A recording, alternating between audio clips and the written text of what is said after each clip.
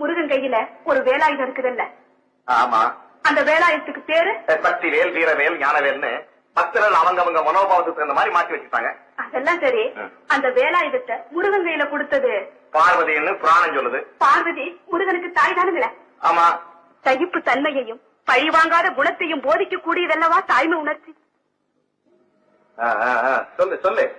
அப்படி இருக்கும்போது பழிவாங்க உணர்வை தூண்டக்கூடிய வேலாயுதத்தை தாயே குழந்தைக்கு கொடுத்த புராணத்துல தாய்மை உணர்ச்சி இருக்குங்கிறத எப்படி ஒப்புக்கொள்ள முடியும்? அழகான கேள்வி, அருமையான கேள்வி. இப்படித்தான் கேள்வி கேட்கணும். அது சொல்றமா கேள்வி. இப்படி வாமா.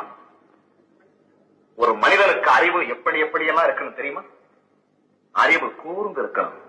கூர்ந்த அறிவு குறுகிய அறிவா இருக்கக்கூடாது. அது அகழ்ந்து இருக்கணும். அகழ்ந்த அறிவு மேல இருந்த மாதிரியா மிதக்க கூடாது. அது ஆழ்ந்து இருக்கணும். இல்லையா?